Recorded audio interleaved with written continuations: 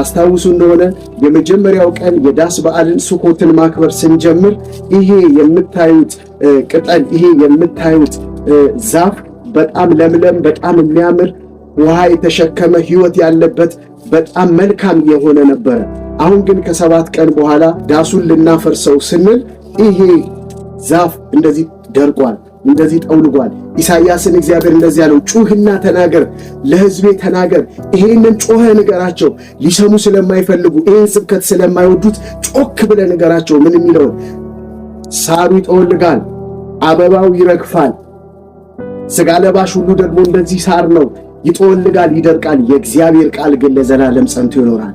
ስለዚህ ጴጥሮስ ይህንን አምጥቶ ተረጎመልን። ዳግመኛ የተወለዳችሁት ከማይጠፋው ከሕያው ከእግዚአብሔር ቃል ነው። ስለዚህ እንደዚህ ሳር ጠውልጋችሁ እንደዚህ አበባ ረግፋችሁ አትቀሩም። የእናንተ ሕይወት ዘላለማዊ ነው። ምክንያቱም ዳግመኛ የተወለዳችሁት ከሕያው ከእግዚአብሔር ቃል ስለሆነ ነው አለ።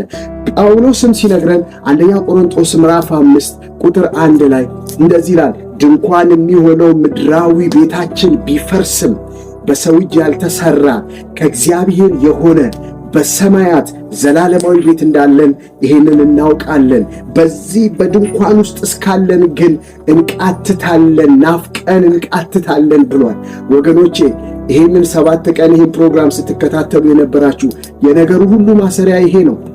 እናንተ አይሁድ የሆናችሁ በእስራኤል የምትኖሩ በተለያየ የዓለም ክፍል ሆናችሁ የምትሰሙኝ ከቤተ እስራኤል የተወለዳችሁ ሁሉ ነገር ከንቱ ነው። ሁሉ ነገር እንደ ሳር አበባ ነው። ሁሉ ነገር ይደርቃል፣ ይጠወልጋል፣ ያልፋል። እኛም የዚህ ምሳሌዎች ነን። እንደርቃለን፣ እንጠፋለን፣ እናልፋለን። ነገር ግን ዘላለም ከእግዚአብሔር ጋር እንድንኖር የሚያደርገን ከእግዚአብሔር ቃል ዳግም በመወለድ ነው።